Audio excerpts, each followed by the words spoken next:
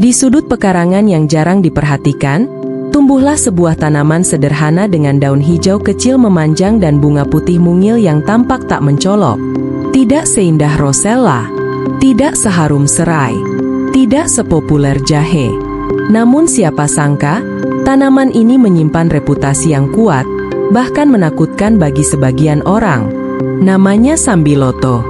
Bagi banyak orang, sambiloto bukan dikenal karena keindahannya. Ia dikenal karena satu hal, rasa pahitnya yang luar biasa. Pahit yang menempel di lidah. Pahit yang seolah menolak untuk dilupakan. Bahkan ada yang mengatakan, satu helai daun saja cukup membuat wajah meringis dalam hitungan detik. Namun justru karena pahit itulah, sambiloto dihormati. Sejak dahulu, sambiloto telah menjadi bagian dari ramuan tradisional di berbagai daerah di Asia, termasuk Indonesia. Dalam pengobatan tradisional Tiongkok dan Ayurveda, tanaman ini dikenal sebagai King of Bitters, raja dari segala rasa pahit. Sebuah julukan yang tidak diberikan tanpa alasan. Masyarakat dulu percaya, rasa pahit adalah simbol kekuatan. Semakin pahit, semakin besar potensi manfaatnya bagi tubuh. Dalam filosofi pengobatan tradisional, rasa pahit diasosiasikan dengan pembersihan, pendinginan, dan penyeimbangan sistem tubuh. Sambiloto, Andrographis paniculata, tumbuh liar di daerah tropis. Ia tidak manja, tidak membutuhkan perawatan khusus. Ia tahan panas, tahan hujan, dan tetap hidup di tanah yang sederhana. Seolah alam sengaja menyembunyikan kekuatannya di balik kesederhanaan. Daunnya mengandung senyawa aktif utama bernama Andrographolide. Inilah komponen yang bertanggung jawab atas rasa pahit ekstrim sekaligus menjadi fokus banyak penelitian modern. Andrographolide adalah senyawa diterpen lakton yang telah dipelajari karena potensinya dalam mendukung sistem imun dan respons inflamasi tubuh. Menariknya, di masa lalu, sambiloto sering diberikan saat seseorang mengalami demam, flu, atau kondisi tubuh terasa panas dalam. Ramuan rebusan daunnya dipercaya membantu tubuh kembali seimbang, bukan sebagai pengganti pengobatan medis, melainkan sebagai pendukung daya tahan alami tubuh. Namun seperti banyak herbal lain, sambiloto juga dikelilingi berbagai klaim besar. Ada yang menyebutnya mampu menyembuhkan berbagai penyakit berat. Ada pula yang menganggapnya terlalu keras dan berbahaya. Lalu, mana yang benar? Apakah sambiloto benar-benar sekuat reputasinya? Ataukah ia hanya korban glorifikasi turun-temurun? Di era modern, ketika penelitian ilmiah mulai menguji berbagai tanaman tradisional, sambiloto kembali menjadi perhatian.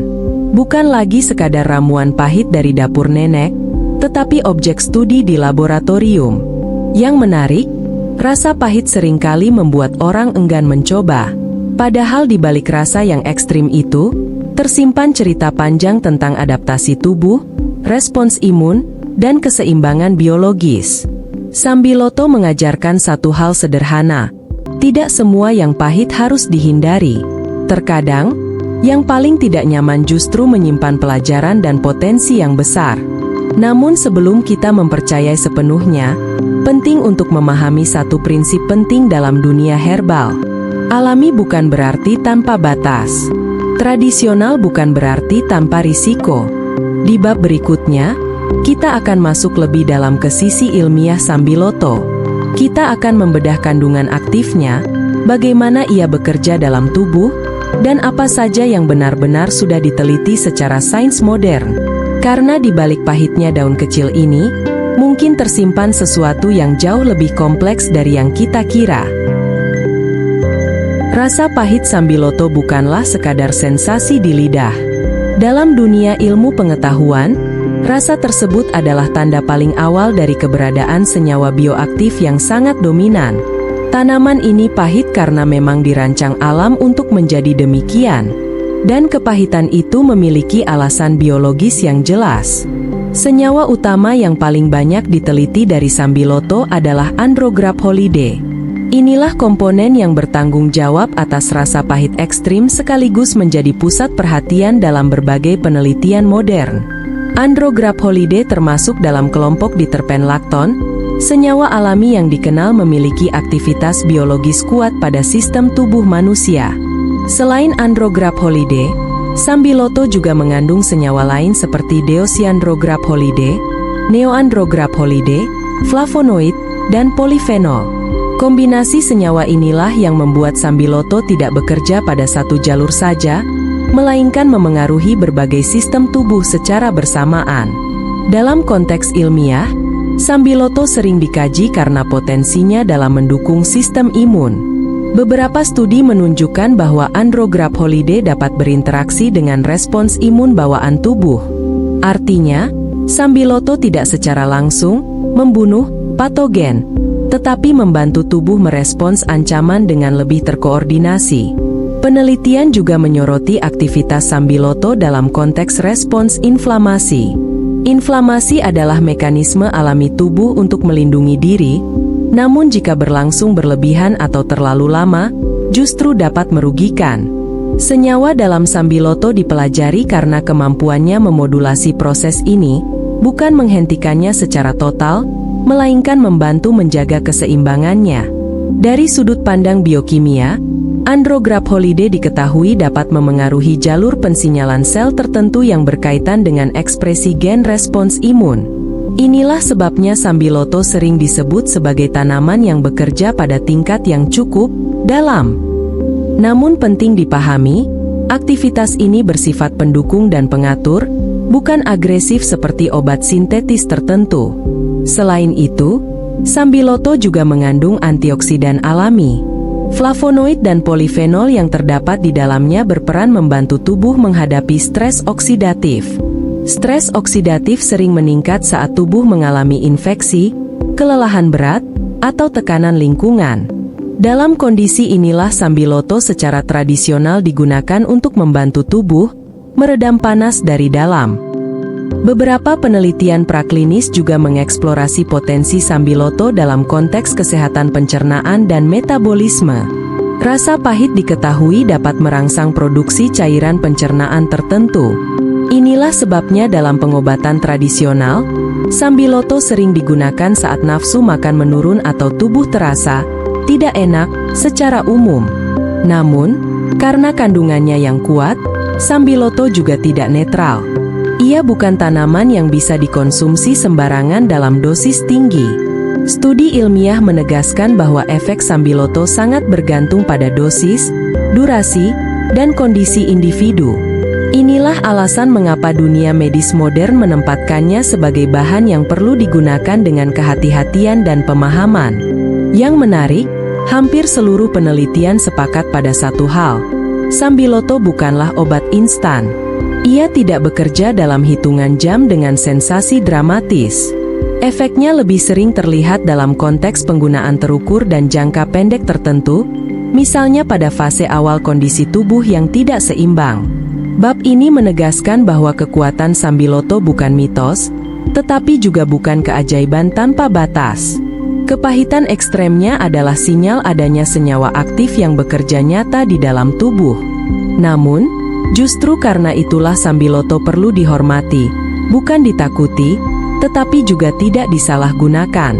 Dengan memahami kandungan ilmiah Sambiloto, kita mulai melihat tanaman ini bukan sebagai daun pahit semata, melainkan sebagai sistem kimia alami yang kompleks.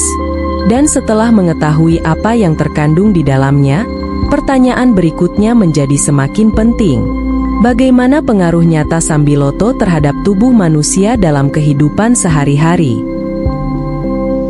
Ketika seseorang pertama kali mencoba Sambiloto, reaksi paling spontan biasanya adalah terkejut.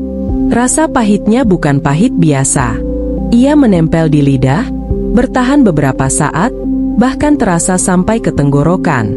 Namun justru dari sanalah proses biologis dimulai. Rasa pahit sebenarnya bukan sekadar sensasi.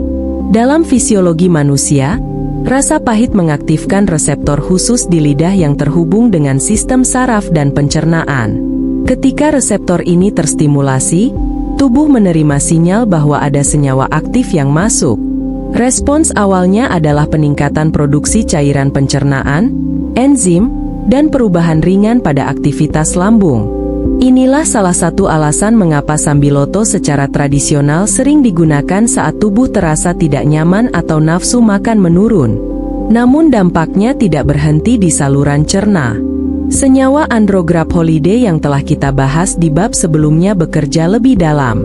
Penelitian menunjukkan bahwa senyawa ini berinteraksi dengan sistem imun, terutama pada fase awal ketika tubuh mendeteksi gangguan.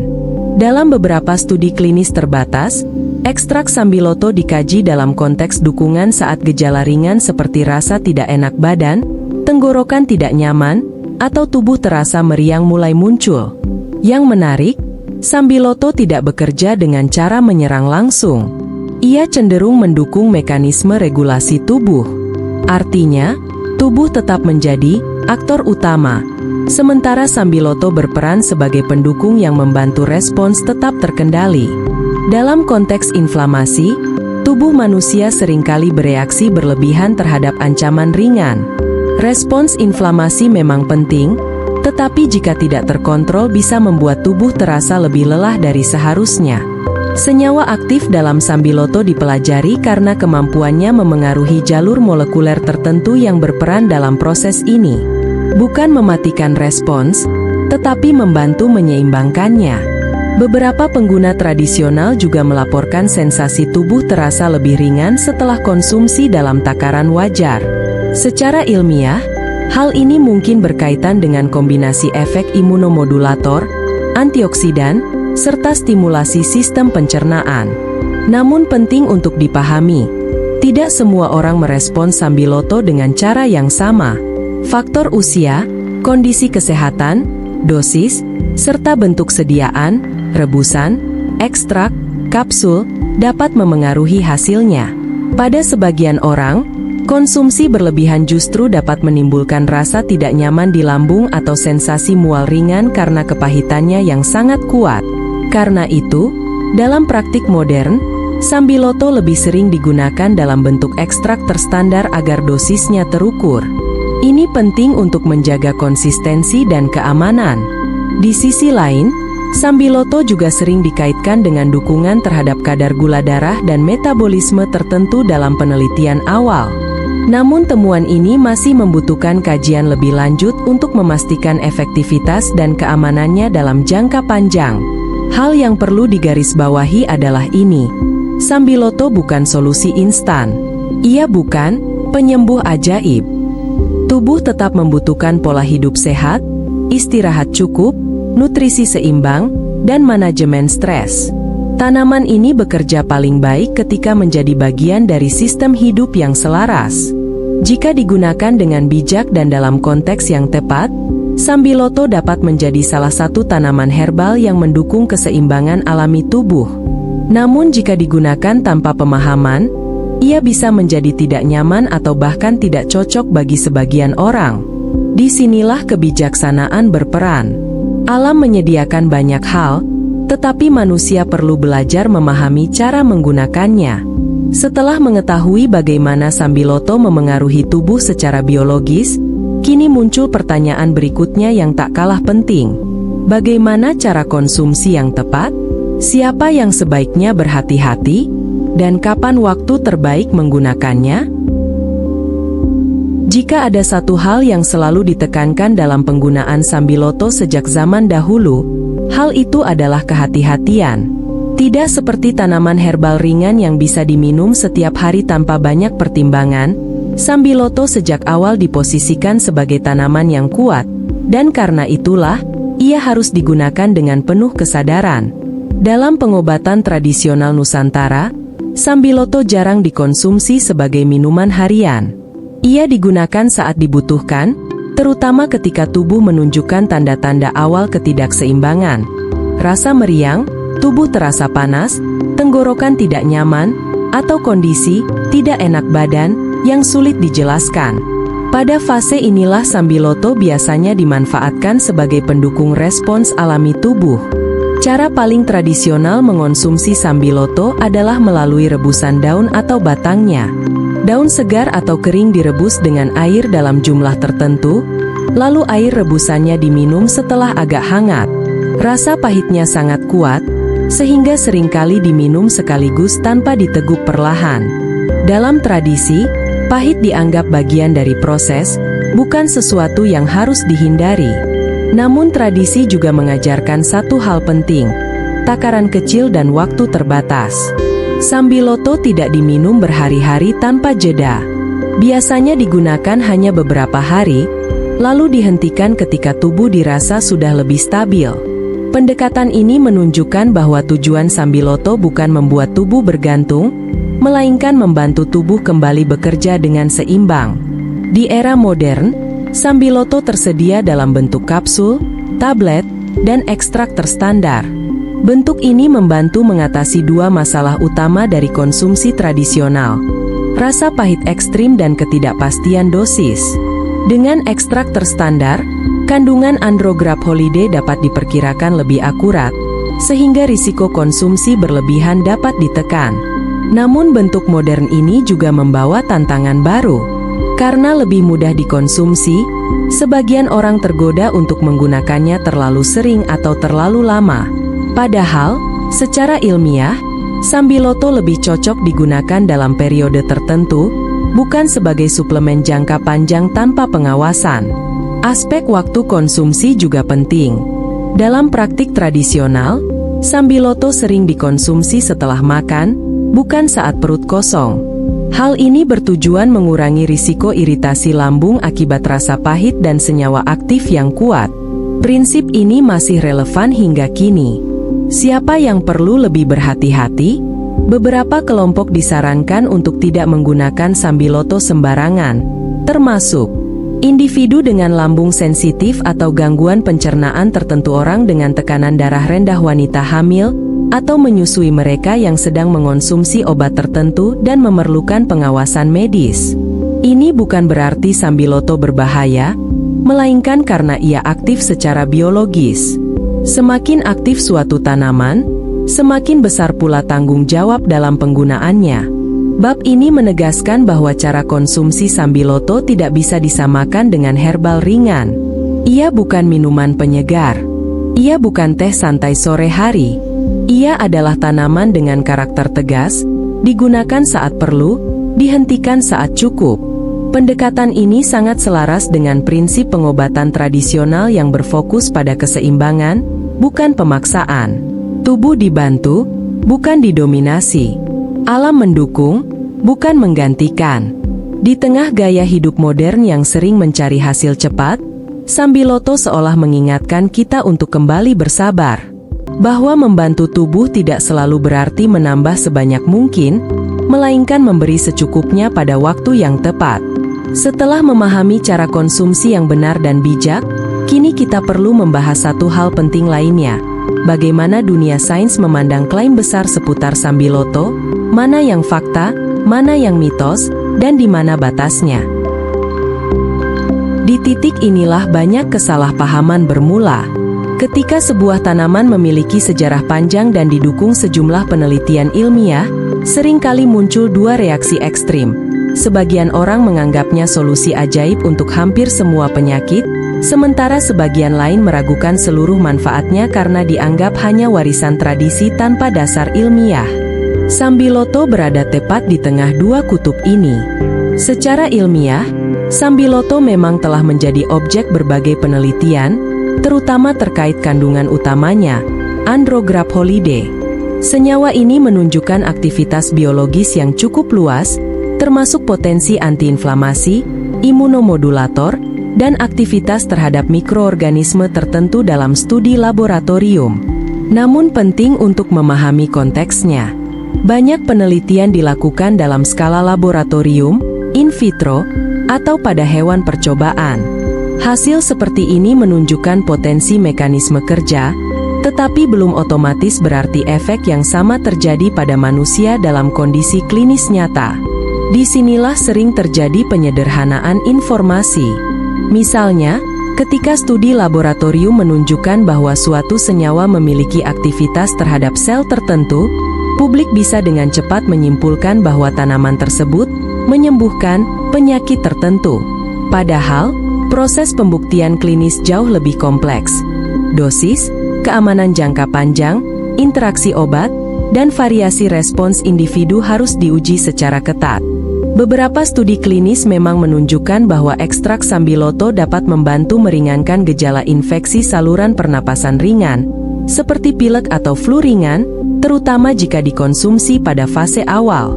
Namun efeknya bersifat suportif, membantu tubuh pulih lebih cepat, bukan menggantikan pengobatan medis pada kondisi berat. Di sisi lain, klaim besar seperti penyembuh segala penyakit, obat kanker alami, atau detoks total tubuh, seringkali tidak memiliki dasar klinis kuat. Klaim seperti ini biasanya muncul dari interpretasi berlebihan terhadap studi awal, atau dari pengalaman individu yang tidak bisa digeneralisasi. Perlu dipahami bahwa herbal bekerja dalam konteks sistem biologis yang kompleks. Respons tubuh terhadap sambiloto bisa berbeda-beda tergantung kondisi kesehatan, gaya hidup, nutrisi, bahkan faktor genetik. Ada juga aspek keamanan yang jarang dibahas secara jujur. Beberapa laporan menunjukkan bahwa penggunaan dosis tinggi atau jangka panjang dapat menyebabkan gangguan pencernaan ringan, penurunan tekanan darah, atau interaksi dengan obat tertentu. Artinya, semakin kuat aktivitas biologi suatu tanaman, semakin penting pendekatan rasional dalam penggunaannya. Sains modern tidak menolak sambiloto. Sebaliknya, ia sedang berusaha memahaminya lebih dalam. Namun sains juga tidak mendukung klaim berlebihan tanpa bukti klinis kuat. Inilah posisi yang paling sehat. Sambiloto bukan sekadar mitos, tapi ia juga bukan mukjizat instan. Ia adalah tanaman dengan potensi biologis nyata yang masih terus diteliti. Ia dapat menjadi bagian dari pendekatan kesehatan yang komprehensif, bukan satu-satunya solusi. Mitos terbesar tentang sambiloto mungkin bukan soal khasiatnya, melainkan soal cara kita memandangnya. Kita sering ingin jawaban sederhana untuk masalah kompleks. Padahal tubuh manusia tidak bekerja secara sederhana. Bab ini bukan untuk meruntuhkan kepercayaan, tetapi untuk menempatkannya pada proporsi yang tepat. Menghargai tradisi, sambil tetap menghormati proses ilmiah. Mengakui potensi, sambil menyadari batasan. Karena pada akhirnya, kekuatan sambiloto bukan pada janji besar yang berlebihan, melainkan pada kemampuannya menjadi bagian kecil dari sistem tubuh yang jauh lebih kompleks. Setelah memahami fakta dan mitosnya, pertanyaan terakhir yang tersisa adalah, apa pelajaran terbesar yang bisa kita ambil dari tanaman yang rasanya begitu pahit ini? Itulah yang akan kita bahas di bab terakhir. Pada akhirnya, sambiloto tidak hanya mengajarkan kita tentang tanaman herbal, tetapi juga tentang cara memandang kesehatan itu sendiri.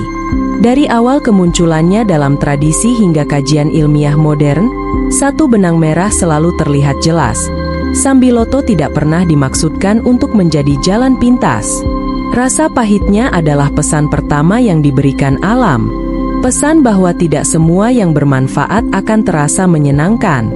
Dalam dunia yang semakin terbiasa dengan rasa manis, instan, dan cepat, sambiloto berdiri sebagai pengingat bahwa proses alami seringkali menuntut kesabaran dan penerimaan. Sambiloto bekerja bukan dengan cara memaksa tubuh berubah, melainkan dengan membantu tubuh menata ulang responsnya sendiri. Ia tidak menggantikan sistem imun, tetapi mendukungnya. Ia tidak meniadakan respons alami tubuh, tetapi membantu menjaganya agar tidak berlebihan. Pendekatan ini selaras dengan filosofi kesehatan yang berkelanjutan, bahwa tubuh memiliki kecerdasan alaminya sendiri. Di era modern, ketika informasi kesehatan bertebaran tanpa filter yang jelas, sambiloto juga mengajarkan pentingnya bersikap kritis dan bijak, bahwa tidak semua klaim perlu dipercaya, dan tidak semua yang alami bisa digunakan tanpa batas. Justru semakin kuat suatu tanaman secara biologis, semakin besar tanggung jawab dalam penggunaannya. Sambiloto mengajarkan kita untuk menghormati batas, menggunakannya saat perlu, menghentikannya saat cukup, tidak menjadikannya kebiasaan tanpa tujuan, dan tidak pula menaruh harapan berlebihan padanya. Pendekatan ini sangat kontras dengan pola konsumsi modern yang seringkali berorientasi pada lebih banyak, dan lebih cepat. Bab ini juga mengajak kita merenungkan kembali hubungan manusia dengan alam. Dalam tradisi, tanaman seperti sambiloto tidak dipisahkan dari konteks kehidupan. Ia digunakan bersamaan dengan istirahat yang cukup, makanan sederhana, dan ritme hidup yang lebih selaras dengan alam. Tanpa konteks itu, kekuatan sambiloto menjadi terbatas. Sambiloto bukan tentang rasa pahit semata. Ia tentang disiplin, kesadaran, dan keseimbangan. Tentang kemampuan untuk menerima bahwa tidak semua solusi terasa nyaman, tetapi banyak yang justru bekerja dalam diam. Ia tidak menawarkan janji besar, tetapi memberikan dukungan nyata ketika digunakan dengan benar. Di tengah dunia yang terus bergerak cepat, sambiloto mengingatkan kita bahwa kesehatan bukan hasil dari satu keputusan besar, melainkan dari serangkaian keputusan kecil yang konsisten. Bahwa merawat tubuh bukan soal mencari yang paling kuat, tetapi memahami apa yang paling sesuai. Sebagai penutup, sambiloto bukan tanaman yang dimaksudkan untuk semua orang, setiap hari, sepanjang waktu. Ia adalah tanaman yang hadir saat dibutuhkan, lalu memberi ruang bagi tubuh untuk kembali mandiri. Dan mungkin, disitulah kebijaksanaan terbesarnya. Karena dari tanaman yang paling pahit inilah kita belajar satu pelajaran penting. Bahwa kesehatan sejati tidak selalu datang dari yang manis, melainkan dari kemampuan kita mendengarkan tubuh, menghormati alam, dan menggunakan segala sesuatu dengan kesadaran. Jika pembahasan sambiloto ini memberi wawasan baru dan bermanfaat buat kamu, jangan lupa klik like, subscribe channel ini, dan aktifkan lonceng notifikasinya supaya kamu tidak ketinggalan pembahasan herbal Nusantara lainnya. Dibahas tenang, ilmiah, dan tanpa klaim berlebihan. Tulis juga di kolom komentar, tanaman apa lagi yang ingin kamu bahas selanjutnya. Terima kasih sudah menonton. Tetap sehat, tetap bijak, dan tetap dekat dengan alam.